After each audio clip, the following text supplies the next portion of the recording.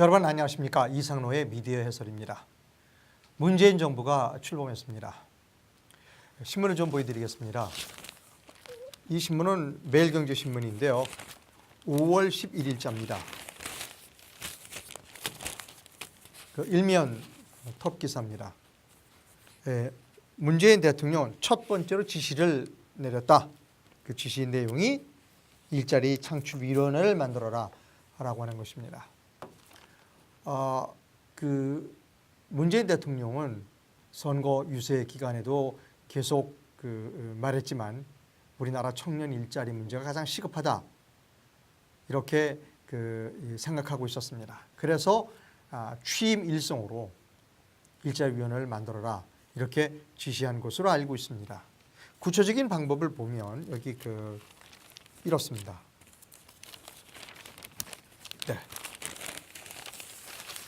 여기 있습니다.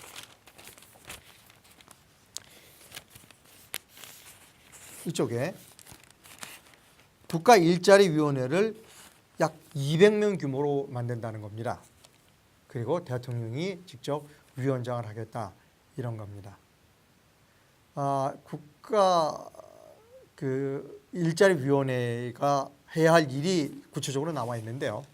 여기 보면 공공채용 확대하겠다. 즉 경찰관이나 소방과 같은 그런 공무원의 숫자를 늘리겠다는 것이고요. 두 번째로는 대기업에 할당을 하겠다. 대기업에 전화를 걸어서 이번에 좀 사람들을 좀 많이 뽑아라 라고 하겠다는 겁니다. 또 세 번째로는 중소기업은 2명을 채용하면 1명 인건비는 국가가 대주겠다라고 하는 구체적인 방안들이 여기에 나열되어 있습니다.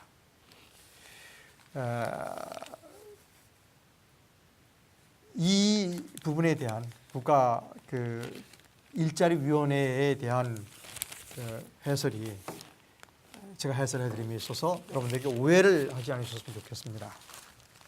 새로운 정부가 출범되면서 의욕적으로 하는 첫 번째 사업, 즉 일자리위원회에 대하여 제가 비난하거나 아니면 그 방법이 잘못됐다거나 아니면 어디 잘 되나 보자 이렇게 비아냥거리는 것으로 이해되지 않기를 희망합니다. 왜냐하면 우리나라 청년 일자리 문제는 너무나 중요한 문제이기 때문입니다. 그래서 일자리위원회에 대하여 몇 가지 제 나름대로의 소견을 말씀드려야 될 필요가 있다고 생각합니다. 여러분, 청년들의 일자리는 매우 중요하죠. 청년들의 일자리가 부족합니다. 일자리를 많이 만들어줘야 합니다. 그러면 과연 일자리를 많이 만들어주는 것이 어려운 일일까요? 글쎄요. 저는 아니라고 생각합니다. 여러분들 깜짝 놀라시겠죠? 청년들이 일자리를 많이 만들어주는 것, 청년들에게 많은 일자리를 주는 것이 어렵지 않은 일이라? 예, 어렵지 않습니다. 그러면 왜 역대 정부는 여러 가지 위원회를 많이 만들었습니다. 지금 만들어진 문재인 정부가 만들려고 하는 청년 일자리위원회도 마찬가지입니다. 일자리위원회도 마찬가지입니다. 위원회라고 하면 지금까지 역대 정부를 보면 정답은 있거나 아니면 정답을 모르거나 대개고 정답은 있는데도 불구하고 사회 구성원 간의 의견 조정, 이견이 조정되지 않아서 피해가는 방법으로 위원회를 만듭니다.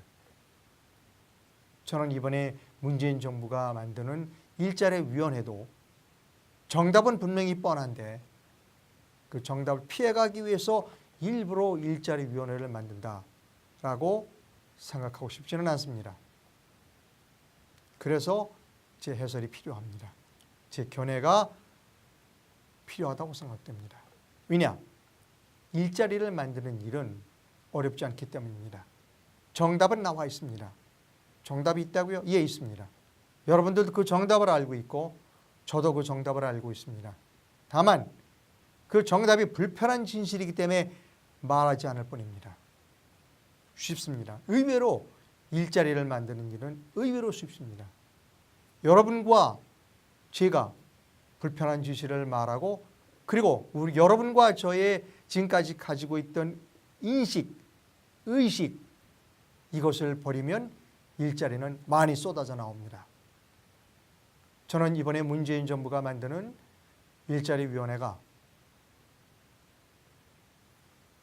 다른 것보다도 지금까지 우리가 생각했던 인식의 전환을 이룩함으로써 많은 일자리를 창출하기를 희망합니다. 서론은 여기서 마치고요. 그럼 본격적으로 여러분들이 저에게 질문하시고 싶을 겁니다. 그러면 일자리 창출이 근본적으로 어떻게 많이 일어날 수 있는가? 컴퓨터 화면을 좀 봐주시기 바랍니다. 제목을 이렇게 일자리 창출을 위한 근본적인 방안이라고 제가 제목을 정했습니다. 구체적인 방법은 세 가지입니다. 근본적인 세 가지 방안이 있는데요. 여러분, 우리나라 예산 중에 가장 많이 사용되는 부분이 있습니다. 가장 많은 포션을 차지하는 예산이 어떤 부분인지 아시나요? 국방과 의료와 교육입니다. 국방 분야와 의료 분야 그리고 교육 분야에 엄청나게 많은 예산이 상당히 많은 예산이 들어갑니다. 그렇다면 국방과 의료와 교육을 산업화하면 어떨까요? 중요하니까 그렇게 중요한 부분에 민간이 참여해서 이것을 산업으로 만들면 어떨까요? 저는 여기에 해답이 있다고 생각합니다. 지금까지 우리는 국방을 산업화하지 않았고 의료를 산업화하지 않았고 교육을 산업화하지 않았습니다. 왜? 국방은 신성한 거야. 국방 임무는 신성해. 건드리지 마. 이거는 누가 참여하지 마. 이건 국방 전문가만 해야 돼. 의료 역시 마찬가지입니다. 의료 행위는 매우 숭고한 거야. 인간의 목숨에 달려있는 일이야. 이 부분에 있어서 의료 담당하는 관리 이외에 다른 사람들은 참여하지 마. 그리고 영리 추구는 절대로 안 돼. 교육 역시 마찬가지입니다. 교육은 젊은이들, 어린이들에게 매우 중요한 거야. 사람의 됨됨이를 가르쳐야 돼. 그리고 앞으로 그 살아나가는데 직업을 구하는데 기본적인 소양을 쌓아야 돼. 그러니까 중요한 거야. 그러니까 이거를 돈벌이로 사용되면 안 돼. 이렇게 여겨왔다는 것입니다. 국방, 의료, 교육. 그래서 국방과 의료, 교육 이렇게 엄청난 중요한 일은 전부 국가가 해야 하고 국가가 세금을 걷어서 사용해야 하는 것이고 민간인 여기 들어오지 못하도록 막았다는 것입니다. 그러나 저는 국방과 의료와 교육을 민간에 개방한다면 개방할 수 있는 부분은 과감하게 개방한다면 이 부분에서 엄청나게 많은 일자리가 쏟아져 나올 거라고 생각합니다. 구체적으로 좀 들어가겠습니다. 첫 번째, 국방의 산업화입니다. 저는 육군을 제대했습니다. 그리고 제 학문 분야는 경영학입니다. 제가 경영을 공부하고 예전에 제가 나왔던 군대, 그 군을 경영학자의 눈으로서 군을 바라볼 군, 산업화할 부분이 상당히 많다고 생각합니다. 보다 구체적인 예를 들면 지금 국방부, 우리나라 국방부가 가지고 있는 자산은 여러 가지 자산이 많이 있습니다. 그중에 가장 소중하고 비싼 자산이 무엇이라고 생각하십니까? 인적 자산입니다. 지금 병역 의무를 하기 위하여 군대에 입대하는 사병 한 사람 한 사람의 경제적인 가치, 사람을 경제적인 가치로 표현해서는 좀 올바른 표현은 아닌 것 같습니다만, 만약에 그 한 사람 한 사람 병사가 입대하지 않고 사회에 나가서 사회에 있어서 계속 경제 활동을 했다면 젊은 나이에 얻을 수 있는 경제적인 이익을 합친다면 각각 그 병사들의 이익을 모두 합친다면 엄청난 비싼 자산을 지금 국방부는 소유하고 있는 겁니다. 그렇다면 엄청나게 비싼 자산을 어떻게 써야 할까요? 경영학자의 입장에서 보면 매우 효율적으로 써야 합니다. 왜? 비싼 자산이기 때문에 비싼 자산일수록 매우 투입을 해서 투입 효과가 가장 많이 나는 중요한 부분에 써야 한다는 것입니다. 조금 전에 말씀드렸듯이 저는 육군을 제대했습니다. 군 안에는 여러 가지 병과가 있습니다. 총을 들고 그리고 포를 쏘고 그리고 전차를 몰고 그리고 항공기를 몰고 여러 가지 직접 싸우는 데 필요한 병과, 싸우는 데 필요한 병사들이 있습니다. 저는 이렇게 귀중한 자원, 이렇게 귀중한 자산은 그렇게 매우 중요한 부분에 사용돼야 된다고 생각합니다. 그 이외에 나머지 예를 들면 취사라든가 행정이라든가 의료라든가 이런 부분은 과감하게 민간이 참여할 수 있도록 만들어줘야 된다는 것이죠. 저는 아주 일선에 매우 독립되어 있는 단위 부대를 제외하면 전 이 부대의 급식은 민영화했으면 좋겠습니다. 즉 민간 업체가 그 부대에 들어가서 식사를 하루 3끼 식사를 전 장병에게 제공하는 산업으로 발전됐으면 좋겠습니다. 제가 취사병을 비하하는 것은 절대로 아닙니다. 취사병이 중요하다고 말씀드린 것은 아닙니다. 하지만 취사병이 할 수 있는 일은 민간의 요리를 하는 게더링이라고 그러죠. 그런 외식 서비스를 하는 그런 게더링 업체가 훨씬 더 잘할 수 있습니다. 아마 그들에게 맡기면 더욱더 질 좋은 서비스, 식사 서비스가 존재할 수도 있습니다. 취사뿐만이 아니라 저는 군대의 이 대대급에 있는 의무실에 근무하는 이 군의관을 제외한 군의관과 의무병을 제외한 야전병원은 없었으면 좋겠습니다. 야전병원은 이미 우리나라에는 이 전방 기숙항구까지 종합병원들이 들어가 있습니다. 따라서 군에서 별도로 야전병원을 종합병원급의 야전병원을 운영할 필요는 없다고 생각합니다. 그런 부분은 과감하게 민간병원에게 위탁을 함으로써 군의 자원을 효율적으로 쓸 수 있다고 생각합니다. 그리고 위탁되는 부분만큼 산업이 발전한다고 생각합니다. 또 우리가 찾아보면 민간으로 돌려야 될 부분은 상당히 많이 있습니다. 올바른 비유는 아닙니다만 미군은 외곽의 경비를 쓰는 군부대의 외곽의 경비를 쓰는 경비원도 민간업체입니다. 이렇게 우리가 찾아보면 민간으로 우리 국방 부분에 있어서 민간으로 돌려야 할 여러 가지 요소들이 많이 발견됩니다. 하다못해 저는 자동차나 군에 사용하는 중장비의 정비도 과감하게 민간으로 이전할 필요가 있다고 생각합니다. 이렇게 하면 엄청나게 많은 일자리가 나올 겁니다. 그리고 국방부에서도 귀중한 아주 비싼 인적 자원들을 낭비하지 않게 된다는 겁니다.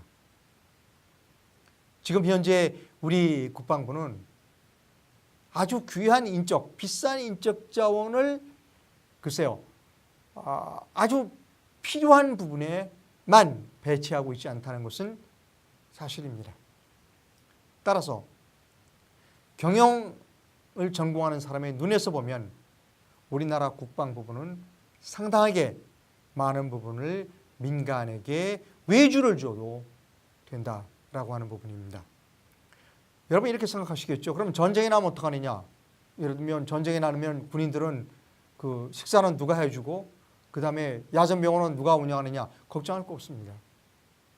어차피 전쟁이 나면 국방부 장관이나 대통령이 명령하면 민간의 모든 것들은 군에 예속될 수 있습니다. 캐터링 업체도 예속시키면 되고요. 병원도, 야전병원도 기존의 대학병원들, 큰 병원들을 예속시키면 됩니다. 어차피 우리나라 군은 미국 군대처럼 먼 외국에 가서 주둔하는 군대가 아닙니다. 따라서 우리는 국방을 산업으로 보는 그러한 보다 통큰 시각이 필요하다고 생각합니다. 그렇게 되면 두 가지 이점이 있습니다. 많은 부분이 민간으로 이전되면 민간의 산업이 발전하고 그 다음에 그만큼 병력 자원을 줄여도 됩니다. 이 남아도는 병력 자원은 다른 곳으로 젊은 사람들이 아주 좋은 시기에 좋은 시기에 다른 산업 현장에 가서 일을 할 수도 있기 때문입니다. 따라서 저는 국방 부분에 큰 눈을 뜨고 국방 부분의 산업화를 희망합니다. 여러분, 이스라엘 얘기를 조금 드려야 되겠습니다. 우리나라는 야, 너 어느 대학 나왔냐? 야, 너 어느 학교 나왔냐? 이렇게 물어봅니다. 그러나 이스라엘에서는 그렇게 물어보진 않는다고 합니다. 너 어느 부대를 나왔느냐? 이스라엘에서는 부대를 좋은 데를 나와야 출세가 됩니다. 출세할 수 있습니다. 왜? 이스라엘의 군대는 매우 효율적으로 움직이고 이스라엘 군대는 매우 군대 내에서 무기나 그런 부분을 다 연구를 한다는 겁니다. 저는 우리나라 군도 그렇게 발전되기를 희망합니다. 두 번째, 일자리 창출을 위한 근본적인 방안 세 번째 중에 두 번째입니다. 의료의 산업화입니다. 우리나라는 법에 이렇게 되어 있습니다. 의료 행위로 돈을 벌 수 없다. 영리를 추구할 수 없다. 이렇게 되어 있습니다. 여러분, 이제 이걸 좀 바꿔도 되지 않을까요? 아마 여러분 깜짝 놀라실 겁니다. 아니, 의료 행위로 돈을 벌어? 의료의 영리화를 추구해? 예, 이제는 가능하다고 생각합니다.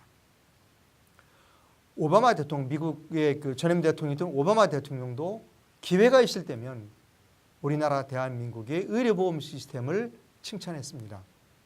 맞습니다.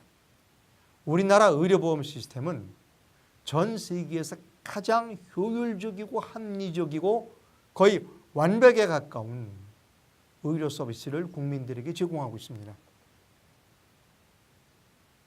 그래서 의료의 영리화도 가능하다고 생각합니다. 아마 이렇게 말씀드리면 이렇게 머리띠 이렇게 두르고 광화문이나 이런데 아니면 정부 종합청사 앞에 가서 데모하실 분이 상당히 많을 거라고 생각합니다. 예, 압니다. 하지만 우리나라는 전 세계에서 가장 효율적이고 강력한 의료보험 서비스를 전 국민에게 제공하고 있기 때문에 그것을 바탕으로 의료의 영리화, 즉 영리병원을 만들 수도 있다는 겁니다.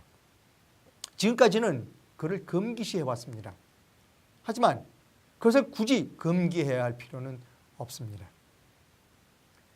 기본적으로 모든 사람이 다 훌륭한 의료 서비스를 받고 있는 상태에서 일부 보다 나은 서비스를 자기 비용으로 받으려고 하는 사람을 굳이 막을 필요가 없다는 겁니다. 반대하는 논리도 있죠. 그러면 누구는 고급의 의료 서비스를 받고 나는 보편적인 의료 서비스를 받느냐. 그것을 참을 수 없는, 그러한 차별을 참을 수 없는 사람들이 물론 존재합니다. 이해합니다. 그래서 지금까지 의료의 산업화가 이루어지지 않았던 겁니다. 영리병원이 도입되지 않은 겁니다. 저는 이렇게 생각합니다. 새롭게 출범한 문재인 정부는 소위 많은 사람들이 좌파 정부라고 말합니다.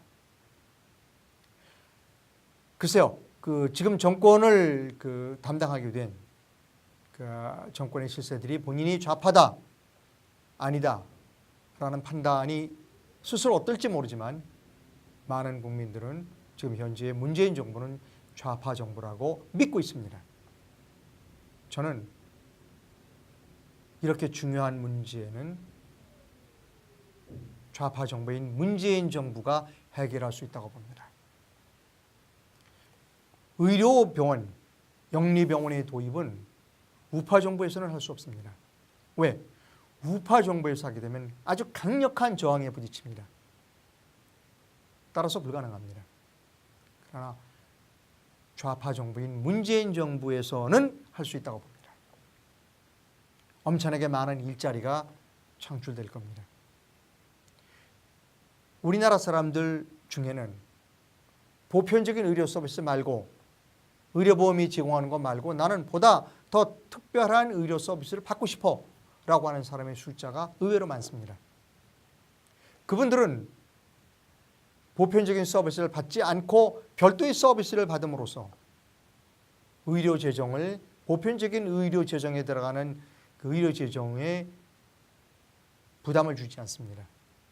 그들은 별도의 돈을 내기 때문에 의료 영리법인에서 나오는 세금, 이익이 세금으로 환수돼서 국가의 세수 증대에 도움이 됩니다. 그럼에도 불구하고 병원의 의료화, 그러니까 병원의 영리법인의 도입에 반대하시는 분들에게 제가 좀 더 말씀을 드려야 되겠습니다. 기존의 의료의 질을 낮추자는 게 아닙니다.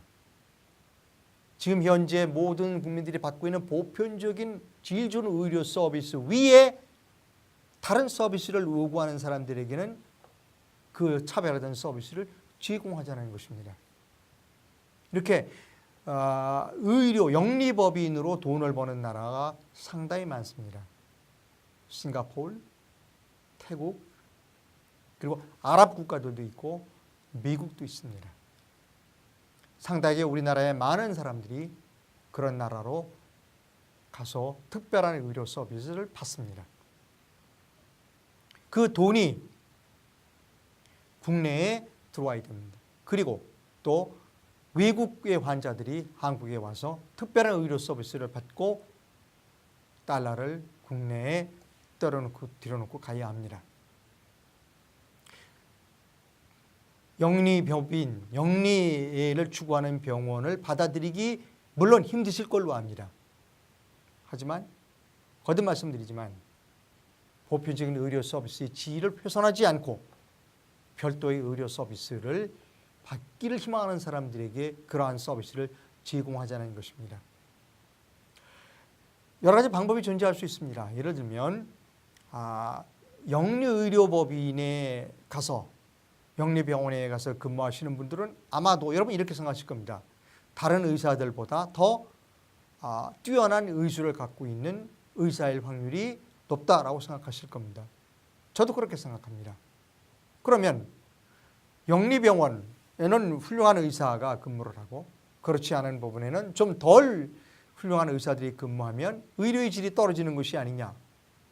그런 것을 방지하는 방법은 얼마든지 있습니다. 연구를 하면 얼마든지 나옵니다. 예를 들면 영리병원에 가서 근무하는 의사는 예를 들어서 1년을 근무했다고 하면 그 다음에는 반드시 비영리병원에 가서 1년을 근무하도록 하는 그런 제도를 의무하면 됩니다. 우리가 연구만 하면 얼마든지 그런 부분들을 해소할 수 있습니다. 해결할 수 있습니다. 영리병원이 도입되면 엄청나게 많은 병원들이 영리법인을 고려할 겁니다. 많은 자본들이 의료산업에 투자될 겁니다. 이런 일을 우파 정부에서는 할 수 없습니다. 문재인 정부이니까 가능하다고 생각합니다. 다음 세 번째, 일자리 창출을 위한 근본적인 방안 세 가지 중에 마지막, 교육의 산업화입니다. 이 교육의 산업화에 대해서는 제가 여러 차례, 한 서너 차례에 걸쳐 말씀드린 일이 있을 거라고 생각합니다. 다시 한번 제가 말씀드리도록 하겠습니다. 저는 교육의 산업화를 이룩하는 가장 중요한 일은, 첫 번째 할 일은 대학의 자율화입니다. 대학이 신입생을 마음대로 뽑게 해줘야 합니다. 10,000명을 뽑던 20,000명을 뽑던 정부는 간섭하지 말라는 겁니다. 그리고 대학이 신입생을 뽑을 때 예를 들어서 초등학교를 나왔던 중학교를 나왔던 고등학교를 나왔던 간섭하지 말라는 겁니다. 대학이 나름대로 필요하다고 생각하면 뽑는 겁니다. 그 피겨스케이트를 잘 타던 승마를 잘 타던 아니면 미모가 뛰어나던 그건 대학이 알아서 뽑으면 됩니다. 그리고 정부는 대학에 재정 지원을 하지 말라는 겁니다. 그리고 꼭 정부가 개입해야 될 부분은 중요한 부분. 예를 들면 우리나라에 산부인과 의사가 부족합니다. 따라서 의대에서 산부인과를 전공하는 의대생에게는 장학금을 주면 됩니다. 또 국어가 중요하다. 국어과 학생들에게 장학금을 주면 됩니다. 국사가 중요하다. 국사를 전공하는 학생들에게 국가가 장학금을 주면 됩니다. 국가는 그렇게 장학금을 준 부분에 한해서만 관리와 감독을 하면 되는 겁니다. 그 이외에 국가가 개입해서는 안 됩니다. 그렇게 되면 망하는 대학도 나오겠죠. 대학도 망해야 합니다. 망하는 대학은 법을 바꿔서 특히 사학의 경우엔 재단 해체해서 남은 재산을 사학에 돌려주면 됩니다. 대학 하지 말고 다른 거 하라는 것이죠. 대학이 마음대로 사람을 뽑게 되면 대학은 스스로 생존하기 위하여 여러 가지 연구들을 많이 할 겁니다. 어떤 전공을 만들 것인가, 어떤 학생을 뽑을 것인가에 대하여 대학 나름대로 스스로 판단할 겁니다. 그렇게 되면 어떤 효과가 있을까요? 그 아래로 내려오는 효과는 고등학교 교육이 혁신적으로 바뀌게 됩니다. 즉 고등학교를 굳이 나오지 않아도 대학을 갈 수 있다는 전제가 되는 겁니다. 예를 들면 우리는 중학교까지가 의무교육입니다. 중학교를 나오면 기존의 교육과정에 따라서 고등학교에 진학할 것인지 아니면 다른 학원에 갈 것인지는 본인이 판단하면 됩니다. 왜? 대학에서 굳이 정규 고등학교를 나온 사람을 뽑을 수도 있고 아니면 다른 전문적인 학원을 나온 학생을 뽑을 수도 있기 때문입니다. 예를 들면 나는 우리 같은 그 기성세대가 어떤 특별하게 직업을 교육을 시킬 수 있습니다. 예를 들면 반도체 설계만 했다. 그러면 중학교를 나온 학생들을 모집하여 반도체 설계만 가르치는 학원이 있을 수도 있습니다. 또 머리만 이렇게 아주 예쁘게 가꾸는 그런 학원을 만들 수도 있습니다. 자동차만 설계하는 학원을 만들 수도 있습니다. 중학교를 나온 학생이 굳이 정규 고등학교로 갈 필요는 없습니다. 왜? 특화되어 있는 직업학교를 가면 직업학원이지요. 사교육입니다.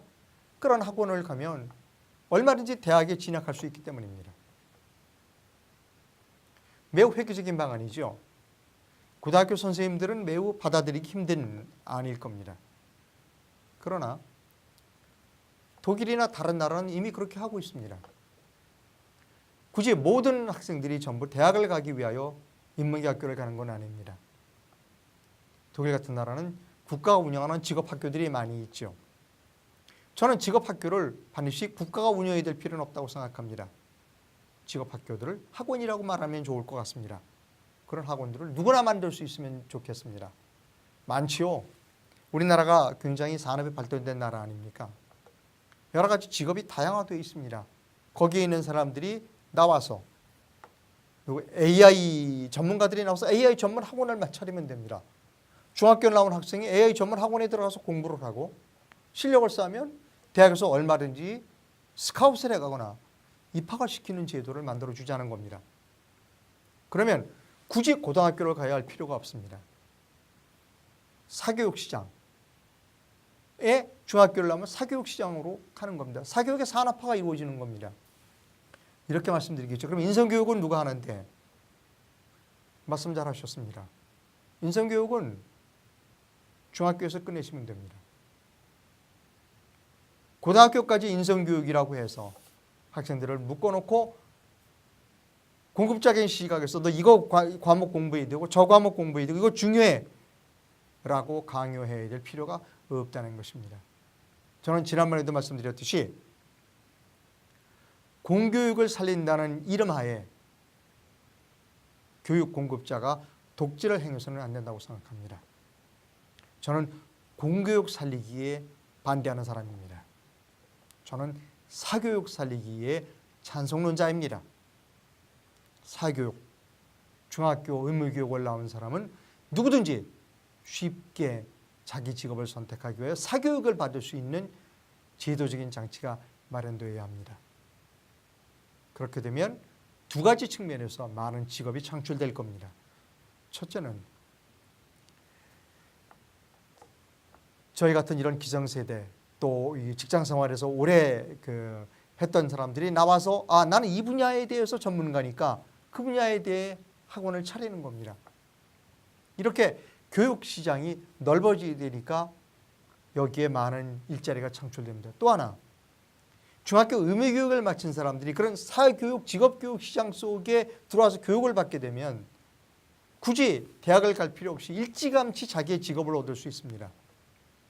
이렇게 되면 많은 일자리가 창출됩니다. 여러분 종합하겠습니다. 다시 컴퓨터 화면으로 돌아와서요.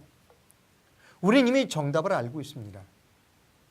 우리는 지금까지 국방, 의료 교육을 민간이 들어가서 돈을 벌으면 안 된다라고 하는 그런 의식에 사로잡혀 있습니다.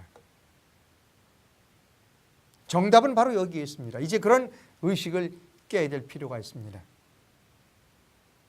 그런데 그런 의식을 깨는 데에는 우파 정부보다는 좌파 정부가 유리하다는 겁니다. 왜냐?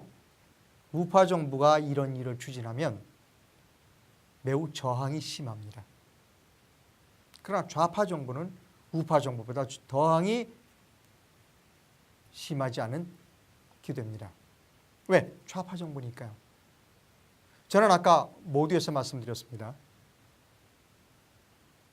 새로운 정부를 구성한 문재인 정부가 성공하기를 희망합니다. 문재인 정부의 성공의 가장 큰 부분의 하나가 청년 일자리일 겁니다.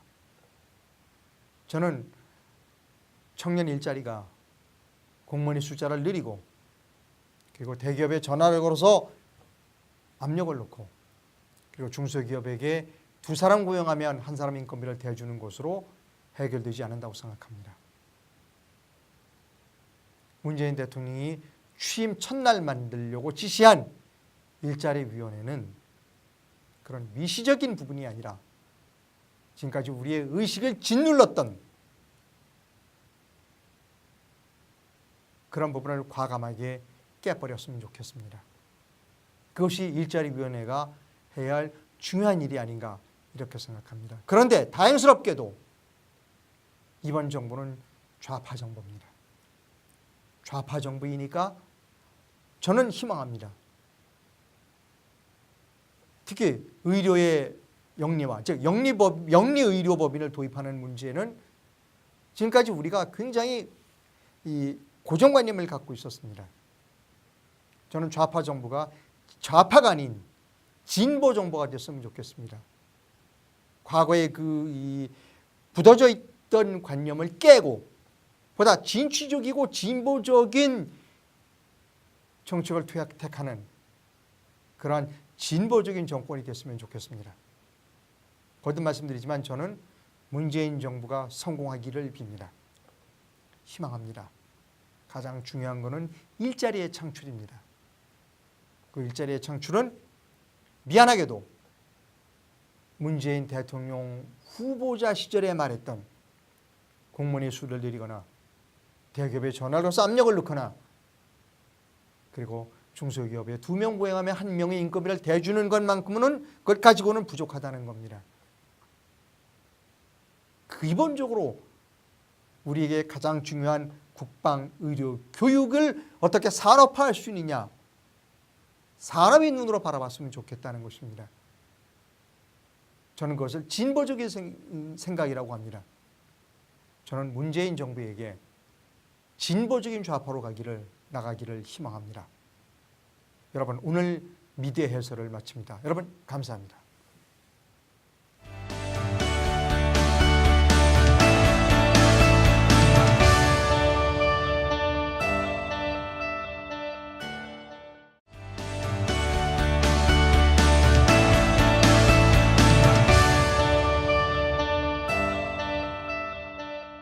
여러분 안녕하십니까? 이상로의 미디어 해설입니다.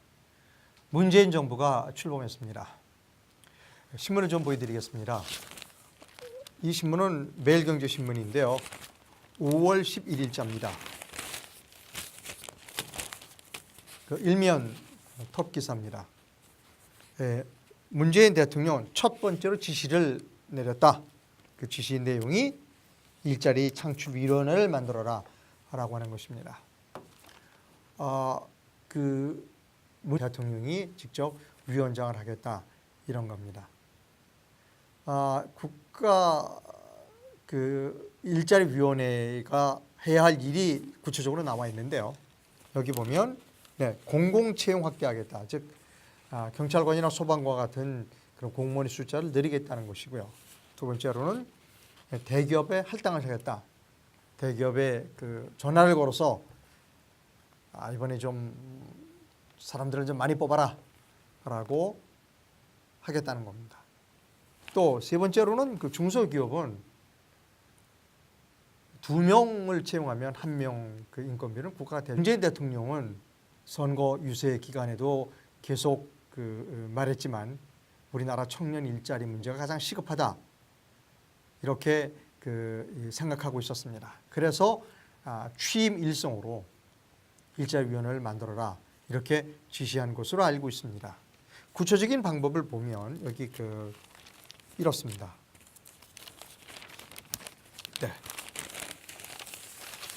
여기 있습니다.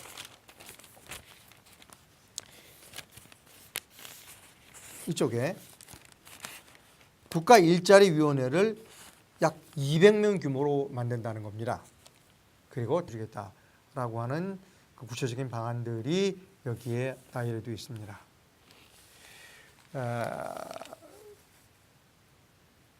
이 부분에 대한 국가 일자리위원회에 대한 해설이 제가 해설해드림에 있어서 여러분들에게 오해를 하지 않으셨으면 좋겠습니다. 새로운 정부가 출범되면서 의욕적으로 하는 첫 번째 사업, 즉 일자리위원회가 에 대하여 제가 비난하거나 아니면 그 방법이 잘못됐다거나 아니면 어디 잘 되나 보자 이렇게 비아냥거리는 것으로 이해되지 않기를 희망합니다. 왜냐하면 우리나라 청년 일자리 문제는 너무나 중요한 문제이기 때문입니다. 그래서 일자리위원회에 대하여 몇 가지 제 나름대로의 소견을 말씀드려야 될 필요가 있다고 생각합니다. 여러분, 청년들의 일자리는 매우 중요하죠. 청년들의 일자리가 부족합니다. 일자리를 많이 만들어줘야 합니다. 그러면 과연 일자리를 많이 만들어주는 것이 어려운 일일까요? 글쎄요.